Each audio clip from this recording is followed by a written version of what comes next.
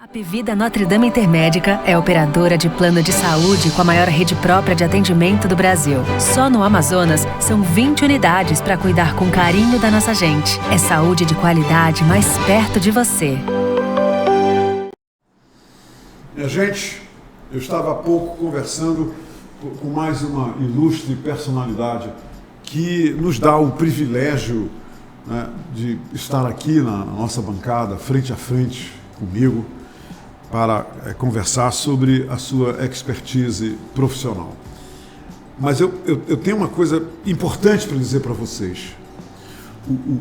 O Hudson Peixoto, ele, antes de mais nada, eu faço questão de acentuar que ele faz parte da história da minha vida jornalística. Durante 16 anos, todas as vezes que eu entrava na redação da TV Amazonas, 4 horas da manhã, ele já estava lá. É engraçado, é que ele nunca chegou depois de mim. Sempre que eu chegava lá, eu entrava às 4, aí estava lá o Hudson, já atuando lá no Master, né, preparando tudo para eu poder ir para o ar no Bom Dia Amazônia. Eu sei que ele lembra disso. Então ele volta para o meu caminho, né, a cruzar o meu caminho, mas desta vez como o presidente da Federação Amazonense de Xadrez. E por que eu estou feliz em rever o Hudson? É porque, além de rever um grande amigo, um amigo que tem história, tem capítulos da história da minha vida profissional, ele hoje vem falar comigo sobre um assunto que sempre me fascinou. Sempre. Eu confesso a vocês que a fase de eu não saber xadrez está acabando hoje, porque a partir de hoje eu vou aprender a jogar xadrez. Porque o xadrez, o que eu aprendi, o que me falaram, o que eu ouvi as pessoas falarem sobre o xadrez, o jogo de xadrez, é que tem o jogo de azar, tem o jogo proibido, tem o jogo disso, o jogo daquilo, o jogo de futebol, o jogo de vôlei. E esse, me falaram, o xadrez é um jogo de inteligência. É um jogo que para jogar e ganhar, se não usar aqui, um pouco daqui, e usar de uma forma incisiva, você não ganha. Vamos ver se é isso mesmo. E outra coisa sobre o xadrez que me falaram, é que é um jogo da elite, entenderam? Os intelectuais, as pessoas que tem naqueles clubes privados em Londres, lá na Bélgica, lá em Berlim, no Rio de Janeiro e por aí. As pessoas jogam xadrez. Será que é isso? Mas é o seguinte, aqui em Manaus teve um campeonato internacional de xadrez. E vocês sabiam disso? E os xadrezistas manauaras fizeram bonito. Como eles fizeram? Bora ver se isso é verdade. Hudson Peixoto, agora presidente da Federação Amazonense de Xadrez. Seja muito bem-vindo aqui ao meu quadrado. Uma alegria te receber. A alegria é toda minha, Humberto. Um grande prazer estar aqui no seu programa e pronto para responder e tirar as dúvidas a respeito do jogo de xadrez e todas essas nuances, essas peculiaridades que envolvem esse fascinante jogo. Eu sabia que você é nessa ordem aqui, o que eu sei, você é um editor de primeira linha, eu acompanhei o teu trabalho, depois um publicitário, você se mergulhou na publicidade e em outros temas da comunicação, mas eu jamais imaginei que você tivesse tanta expertise para ser o presidente da Federação Amazonense de Xadrez. Que jogo é esse? É um jogo de inteligência mesmo? É fácil jogar xadrez ou é difícil, como algumas pessoas pensam? Na realidade, o jogo ele está ao alcance de todos, né, Humberto? Ao contrário do que as pessoas pensam, somente pessoas inteligentes conseguem jogar bem xadrez. Não é bem assim. Quer dizer, há esse pensamento, né, Hudson? Sim. Um pouco do que você falou agora há pouco sobre o esporte ser elitizado, somente pessoas muito inteligentes ou vamos dizer assim, financeiramente abastadas, né? Mas o xadrez é um esporte que está ao alcance de todos. Na verdade, o que se precisa é aprender os movimentos e, como qualquer esporte, você precisa se dedicar, treinar. E isso sim vai te levar a uma perfeição no jogo, né? É um jogo de estratégia também, É um jogo de estratégia, é um jogo de tática, né? É um jogo que, digamos que a sorte não influencia. Né? Não tem nada a ver com o fator sorte. Não existe o fator sorte. Vacilou, dançou. Exato. Existe um plano bem concebido, a execução desse plano bem feita, e isso leva à vitória, né? Assim, nós que jogamos xadrez, é muito comum a gente dizer que a vida que a gente fora dos tabuleiros é muito semelhante ao jogo de xadrez. As tomadas de decisões, as importantes decisões que tomamos todos os dias, elas refletem ao longo de toda a nossa vida, né? Você está falando agora há pouco do tempo que nós trabalhamos na rede amazônica, né? Imagine você que durante 16 anos eu estive na rede amazônica trabalhando junto com você, mas tomei a decisão de sair para buscar um outro caminho, um caminho hoje que as pessoas muito facilmente falam do empreendedorismo, de buscar novos caminhos, né? Então, assim, há algum tempo atrás, cerca de 12 anos atrás, eu tomei essa decisão e acredito que muito do que aconteceu comigo nessa trajetória tem a ver com a prática do jogo de xadrez. Muito do que eu aprendi nos anos jogando xadrez, eu acabei que consegui converter isso para as decisões que eu tomei na minha vida. Como é que você, de repente, despertou para o jogo de xadrez? Para que as pessoas saibam como é que pode ser um começo se envolvendo nesse esporte. Na realidade, Humberto, eu quero dizer assim, eu comecei muito tarde. Teoricamente, para um jovem, o ideal seria começar aos 5, 6 anos, né?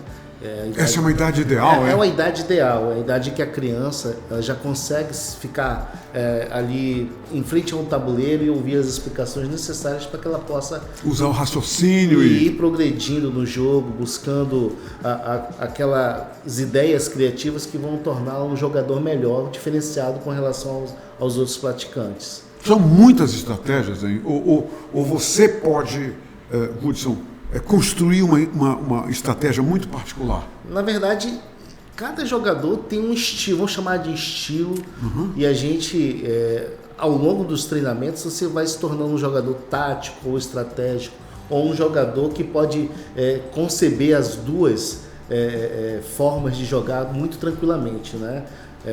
Falamos aqui de estratégia e tática, não tem como não falar do campeão mundial, o Magnus Carlsen, que muito recentemente deixou o título vago, não quis disputar a final com outro russo, né?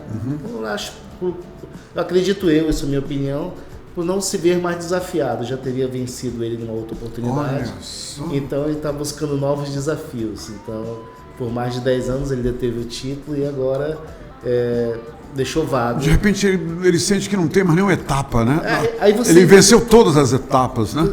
Então, assim, ele acabou que ficou sem desafios, né? Entendo. Então é como a gente, às vezes, está num projeto profissional durante muitos anos e de repente... Sim.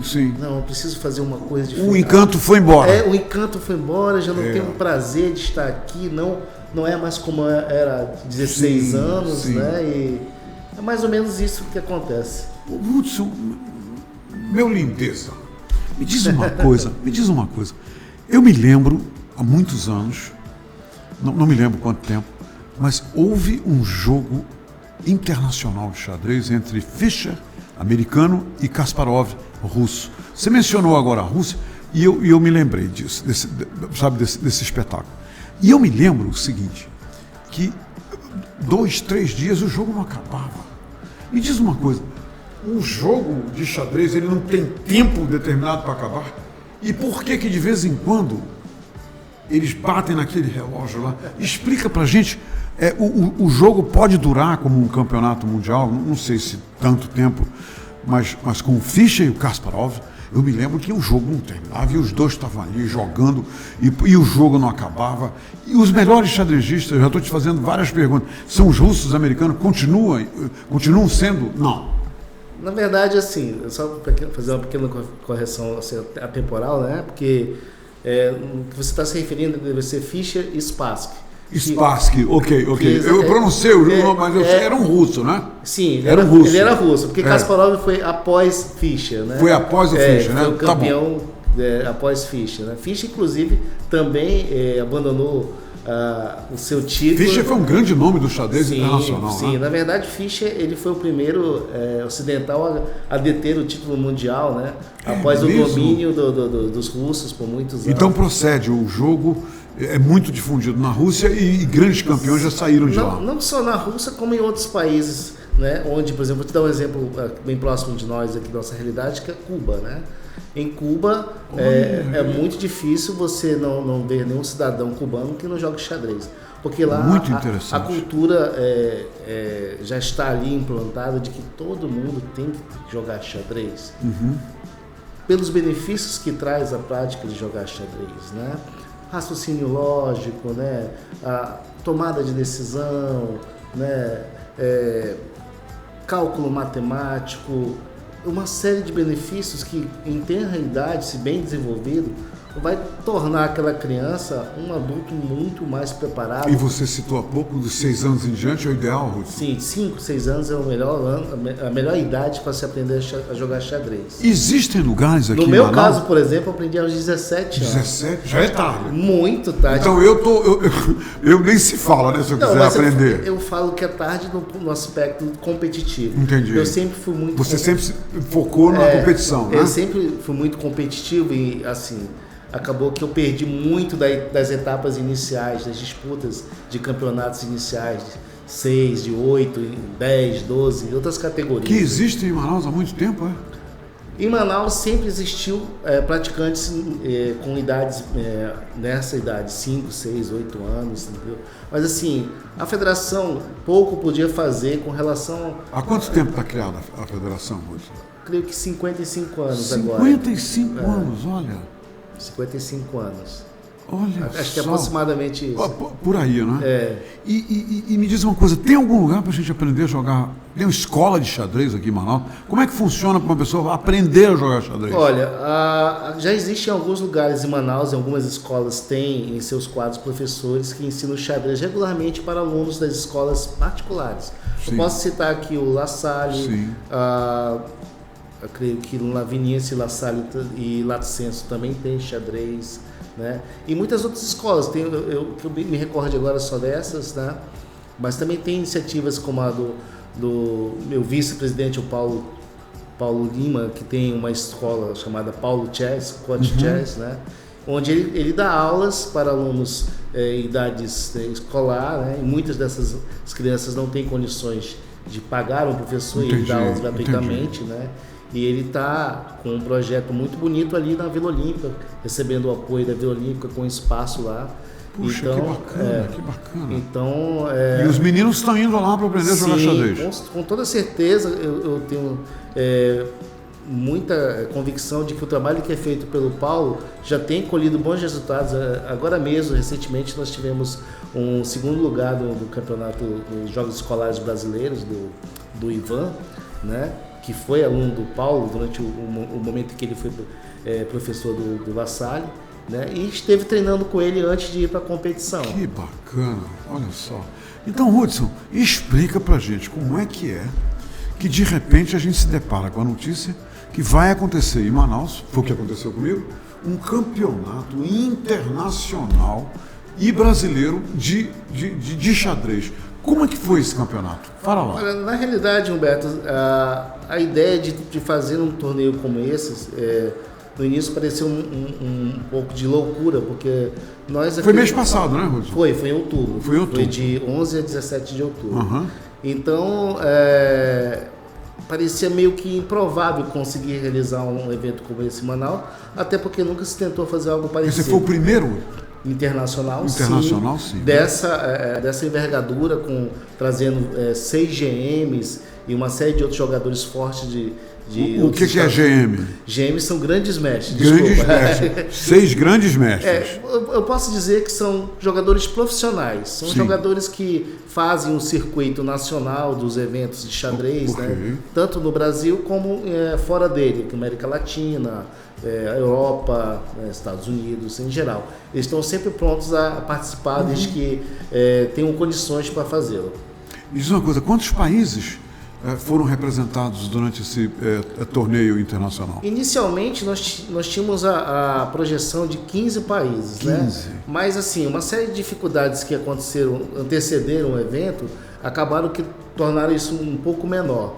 Mas vieram ainda seis representantes, né? De 6 países. De 6 países, né? Então acabou que o evento não perdeu em brilho, porque assim. O que compensou foi a participação maciça dos jogadores do Amazonas, né? Tivemos cerca de 68 jogadores. 68 manauaras jogadores participaram. Jogando. Lindamente. Sim. E foi um torneio que a gente... E fizeram bonito, né? Atuaram devidamente preparados. Olha, Humberto, eu posso dizer que assim, pelas próprias dificuldades que nós temos geográficas, fica muito difícil para qualquer atleta, seja do xadrez ou qualquer outra modalidade, sair do Amazonas para participar de qualquer competição fora. Claro. É geral isso. É geral. Outro fator que também torna ainda mais difícil essa participação é o fato de muitas federações se encontrarem irregulares do ponto de vista jurídico, o que em muitos casos não permite que essas federações recebam qualquer tipo de auxílio, seja da iniciativa pública ou privada. Né? Então, assim, nosso trabalho dentro da federação tem sido exatamente esse, de tirar a federação dessa, vamos dizer assim, obscuridade, esse limbo em que ela se encontrava, e nós, dentro da nossa gestão, eu como presidente, Paulo Lima como meu vice e Daniel Leite como o diretor técnico, viemos trabalhando todos esses anos que estamos à frente da federação, justamente para que a gente possa, agora com a federação toda regular, pleitear junto às iniciativas pública e privada um apoio maior para o esporte, principalmente no tocante ao que nós planejamos para levar o xadrez, tentando popularizá-lo dentro das escolas, tanto no âmbito municipal quanto estadual, e entrar dentro dos municípios, interiorizando ainda mais o xadrez. E incentivar a juventude, né? Para mais meninos de 6 anos em diante se envolverem com esse jogo que faz tão bem a inteligência, desenvolve a inteligência, não é, Rui? Exatamente. E só quero acrescentar, Roberto, que é um jogo que, tecnicamente, ele tem muito a acrescentar, muito a ajudar os jovens. Imagine você que no nosso estado, e como em outros também, tudo que se quer quando se fala em educação é manter nossos jovens fora das ruas, fora das drogas, longe das drogas, entendeu? Então, o xadrez é um esporte que, tecnicamente, não é caro, é muito fácil de se manter, né, de criar espaços para a prática dele, incentivando dentro das escolas, em praças públicas, ou mesmo em instituições que desejam tal atividade, né, voltada para os idosos, voltadas para... Então, tem uma série de vantagens, uma série de situações favoráveis que, dentro da nossa gestão, nós estamos buscando fazer que as autoridades possam enxergar isso. Se sensibilizem, e possam nos auxiliar para que a gente possa levar essa ferramenta importante para dentro das escolas, né, para dentro dos espaços onde as crianças podem ter acesso. Uma coisa que sempre me fascinou sobre o xadrez, ainda mais quando eu assisto nos filmes, né, é o camarada, o jeito que ele derruba a outra peça, aí coloca lá a peça dele e diz checkmate. Explica o checkmate, o que é? É o final do jogo? Determina que aquele que faz o checkmate, o que dá o checkmate, é o vencedor do jogo? É isso? Exatamente. O checkmate nada mais é quando o rei adversário, no caso, não tem saída, ele se encontra atacado sem nenhuma saída. Os outros, os peões, aquilo tudo é para defender o rei, é esse o grande lance? Exatamente. Na realidade, quando o jogo começa, Humberto, você começa com, vamos dizer assim, Metaforicamente, você começa com um exército branco e um exército negro. Né? Ok. Com 32 peças para cada lado. Então, tecnicamente, a diferença entre nossos exércitos são as táticas e estratégias que serão utilizadas durante todo o jogo. Então, isso que vai determinar a vitória. Né? É claro que nem todas as partidas de xadrez terminam num checkmate. Né? Nem todas terminam? Não. Algumas partidas terminam antes, porque quando um ou outro adversário, jogador, obtém uma vantagem decisiva, né? Então, por elegância, o seu oponente prefere... Porque se vem encurralado, não tem mais nada a fazer. Imagine você, a gente no nosso âmbito enxadrístico, a gente é muito mais elegante para a gente admitir a vitória, a derrota, né? E a vitória do nosso oponente, né? E abandonar a partida do que aqui ficar tentando por horas exaustivamente evitar algo que está inevitável dentro do tabuleiro. Eu estive numa reunião agora no feriado, dia 15, com todos os meus colegas da minha classe do Colégio Dom Bosco de 1964. Não acredito num negócio desse. Mas nós nos reunimos e de repente surgiu a pergunta, o meu colega Pedro Lobo me perguntou o seguinte: Humberto, pergunta para o Hudson, porque eu estava falando sobre, né, como seria a minha semana de entrevistas, tá? Pergunta para o Hudson se os idosos que não sabem jogar, se qualquer idoso disposto e com a capacidade, né, para jogar, é muito difícil um idoso aprender a jogar o xadrez? Isso é uma pergunta do Pedro Lobo que eu estou fazendo para ti. De verdade, não. Eu não acredito, né? Não acredito que não, porque... E a pergunta se aplica a mim também, né? Porque eu estou querendo aprender a jogar xadrez. Eu costumo dizer o seguinte, que tudo que a gente faz na nossa vida, né, Humberto, depende da sua disponibilidade de querer aprender, entendeu? Sim. Porque mesmo com todos os anos que a gente vive, todas as experiências que a gente tem, a gente sempre se mantém ávido pelo conhecimento, né? Então, as novidades... E nunca é tarde para aprender, não é, Hudson? Então, a gente se mantém ainda nesse leme, né, de aprender, né? Então, assim, eu acho que nunca é tarde para ninguém. A gente costuma dizer quando...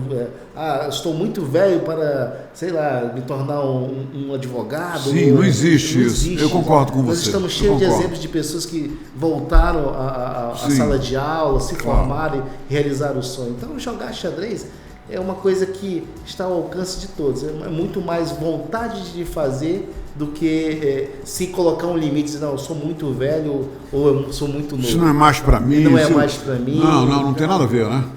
Não tem nada a ver. Olha só. Hudson, me diz uma coisa.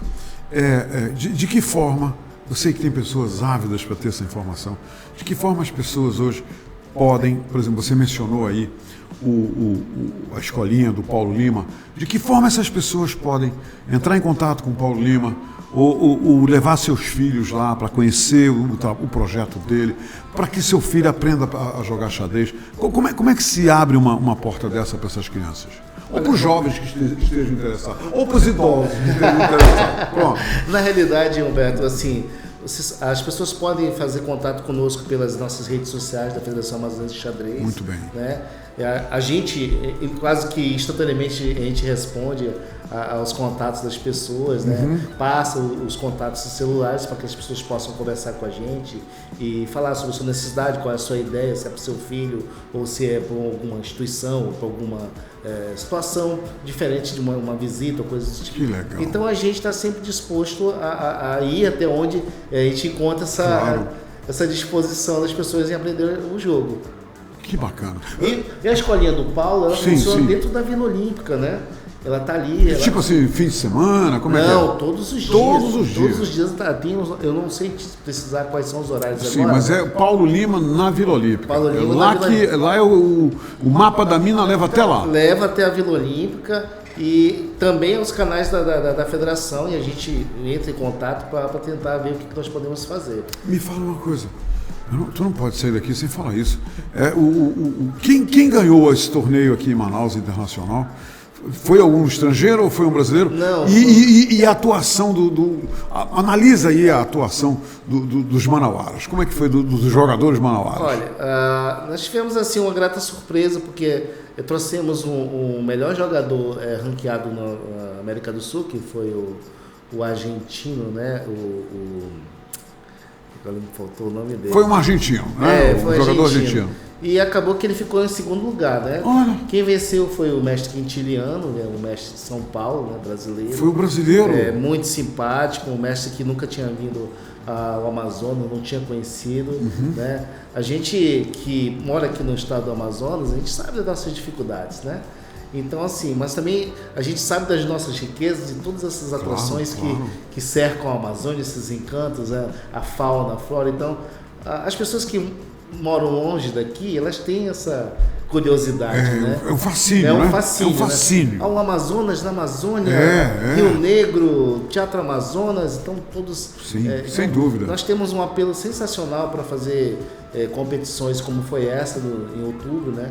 Eu acredito que, se Deus quiser, no ano que vem nós vamos reeditar, fazer a segunda edição. Uma motivação aí tem a beça agora, Nossa, né? Para repetir a dose no ano que vem. E melhorar, se Deus quiser, com um pouco mais de apoio aí dos poderes, claro, né? Claro. Para que a gente possa fazer um torneio ainda melhor, para atrair muito mais pessoas e esse olhar das pessoas para a Amazônia, né? Sim, Então, claro.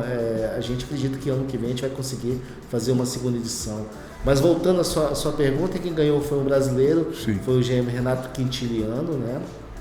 E, assim, a atuação dos amazonenses foi maravilhosa. Nós tivemos pelo menos 3 ou 4 amazonenses entre os top 10, né, da competição. Ainda tem isso, tem, né? Essa classificação. A classificação, né? Porque, vamos colocar assim, Roberto, trouxemos 6 GMs que são os ditos profissionais, né? Sim. Eles ocupam aquelas vagas de seletos, claro, né? Então, claro. Os outros estão correndo... É o alto clero, né? Exato. É o alto clero ali. Tipo, eu vou jogar esse torneio, mas eu sei que eu não vou ganhar, né? Mas sim. eu vou participar, vou tirar uma foto com o meu ídolo, entendeu?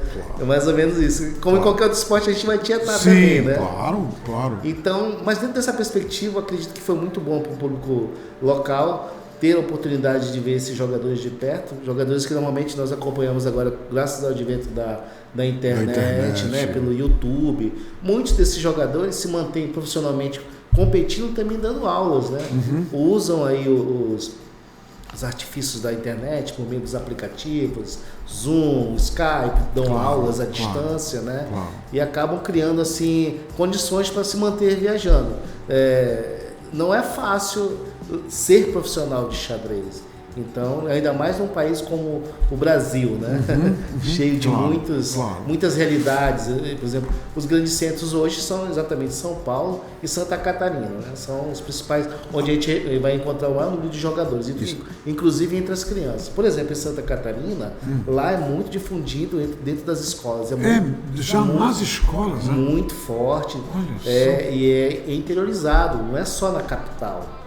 Vai para as cidades todas do interior. Então eles conseguem fazer jogos do interior, né? Jogos, interessante, então, isso. Reúne... E pode ser feito aqui, né, Wilson? Pode. É só uma questão de vontade, inclusive, de fazer isso. Esse é um caminho a ser percorrido. É um desafio para a gente que está na frente da federação, né? A gente vislumbra um dia conseguir fazer isso. Consolidar a capital, Manaus, né? Criando polos de xadrez em escolas, em clubes, né? Em locais que possam servir de apoio, né? E dar acesso e possibilidades para todas as pessoas terem acesso àqueles núcleos para praticar o xadrez. Hudson, você falou no rei, eu falei nos peões. Quais são os outros nomes? Tem rainha também lá? Tem rainha. Quais são os nomes das peças lá do xadrez? Olha, tem o rei, tem a rainha, os peões, o que mais? Tem a torre, tem o bispo. Tem, né? A torre, tem o bispo. Tem o cavalo. E o cavalo. Então, isso aí todos fazem parte de uma movimentação que desenha a estratégia. Na verdade, cada uma dessas peças tem movimentos diferentes, né? Talvez por isso as pessoas tenham esse pensamento de que é um jogo muito difícil. Na realidade, não é. No momento que você aprende como cada peça se movimenta, você aprende também a coordená-las. A primeira coisa que você vai aprender é como movimentar as peças. Exatamente. E a partir daí, coordená-las de forma que elas possam atuar juntas nas táticas e estratégias que vão te levar ao checkmate. Ao checkmate ou a vantagem decisiva sobre o seu oponente. Muito bem. Hudson Peixoto, presidente da Federação Amazonense de Xadrez e meu amigo de longas datas. Muito obrigado. Que conversa bacana nós tivemos agora. Eu acho que você levou muita inspiração para muita gente agora, falando do jogo de xadrez da federação. Eu acho que tem muita gente que vai se engajar a querer saber mais sobre esse jogo fascinante que é o jogo de xadrez. Se tu precisares de contato em Moscou para trazer um dia um grande campeão russo, fala comigo que eu vou estar contigo nessa. Olha, eu quero te falar... Eu conheço uns caras em Moscou que eles mexem em muitas coisas. Como é que a gente chama aqui? Eles são agitadores da cultura lá em Moscou. Eu tenho uns 3 amigos lá e... Tá? Eu te ajudo, Olha, eu te ajudo. Eu quero te dizer que nesse campeonato agora chegamos a fazer contato com o Karpov. Foi mesmo? Que foi o campeão. Já se aposentou tudo? Como é que... Ou continuou jogando? Infelizmente, nós tivemos uma notícia muito ruim, que ele acabou sofrendo um acidente em Moscou, onde ele mora, e está internado, né, em estado grave, né, está na UTI. Mas nós chegamos a falar com a equipe dele, chegamos a fazer uma proposta, né, mas assim, para a nossa realidade seria... Então vamos embora voltar para o outro lado da mesa. Se tu precisares de contatos nos Estados Unidos, na área de Nova York principalmente, eu vou te ajudar. Porque tem muita gente nos Estados Unidos famosa, né? Jogando xadrez. Eu vou te falar que isso também foi uma outra coisa que atrapalhou bastante a questão da realização do evento aqui em Manaus. Durante o período que nós estávamos na programação do evento, nós tivemos a guerra. Né? Eu sei, é verdade. A consequência da guerra também, assim atrapalhou muita coisa. Assim, né? Como também o aumento de combustível, foi também a perda dos voos diretos que nós tínhamos dos Estados Unidos para Manaus. Né? E assim, qualquer pessoa que viesse dos Estados Unidos para Manaus, ele empreendeu uma viagem de mais de 13 horas, 15 horas por aí no mínimo, né? Ia para São Paulo para depois... Então é muito desgastante para qualquer pessoa. E dispendioso, né? Exatamente. Então, isso também acabou que prejudicou bastante a vinda de outros atletas. Mas eu acredito que para o ano que vem, se mantendo esse cenário onde os voos agora já estão normalizados, né? E ano que vem, com uma política muito mais próxima aí das iniciativas do governo, da prefeitura, a gente possa vir com um evento muito melhor em 2023. E eu conto com a sua ajuda nos Estados Unidos. Comigo. E outra coisa, eu estou pensando aqui, acho que eu vou aprender a jogar xadrez. Eu acho que você deve. Eu estou aprendendo, eu estou considerando isso. Tá bom, meu amigo? Às vezes eu olho, de vez em quando eu lembro do Humphrey Bogart, né? Sim, o Humphrey, sim. Todo mundo jogando, tem uma cena muito bacana no Casablanca. No Casablanca, E no final do filme ele disse para Ingrid Bergman, ele disse: "We will always have Paris."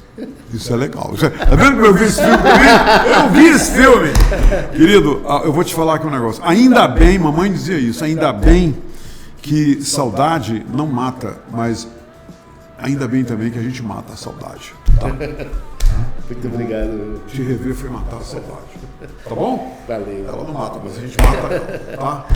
Bacana. Muito feliz em ter você onde você está agora. Cheio de entusiasmo, cheio de alegria e plantando uma cultura bacana que vai fazer bem às crianças, a uma nova geração e a inteligência. Inteligência é tudo, né, Hudson? Na verdade, o que a gente quer é exatamente isso, que os jovens possam ter essa oportunidade de praticar um esporte que vai ajudá-los muito nos seus futuros, claro. e dentro das atividades que escolherem para o seu futuro, entendeu? Nós precisamos aqui no nosso estado, acima de tudo, Humberto, pessoas que pensem melhor, que tomem decisões acertadas em prol da coletividade, e com toda certeza a gente vai ter uma sociedade muito mais generosa, muito mais, claro, voltada para a coletividade. Eu só tenho 2 palavras para falar para você agora. Checkmate. Ok? Obrigado pela oportunidade.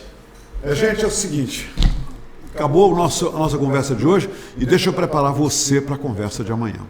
É o seguinte, amanhã vem aqui comigo, vai sentar aqui nesse lugar onde está o Hudson Peixoto, um chefe português. Ele está chegando em Manaus hoje à noite. Ele já está voando, cruzando o oceano para vir para Manaus. E amanhã, às 2h, esse chefe português vai sentar aí e contar para a gente como é que... Olha, o cara é incrível. Ele está, Hudson, ele está misturando ingredientes de outros países nas receitas tipicamente portuguesas. Eu fico pensando como é que vai ficar esse bacalhau. O bacalhau vai ficar interessante. Tu já pensou? Então eu estou curioso e ele vem aqui amanhã, ele chega hoje de madrugada na madrugada do dia de amanhã, e às 2h da tarde eu convido vocês a ouvirem o que o chefe português tem a dizer sobre coisas cheirosas, gostosas e saborosas. Ele vem com tudo e a gente está aqui fervendo para recebê-lo. Tá bom? Minha gente, obrigado pela companhia. Abençoe a todos o nosso Papai do Céu. Até amanhã. A Apvida Notre Dame Intermédica é operadora de plano de saúde com a maior rede própria de atendimento do Brasil. Só no Amazonas, são 20 unidades para cuidar com carinho da nossa gente. É saúde de qualidade mais perto de você.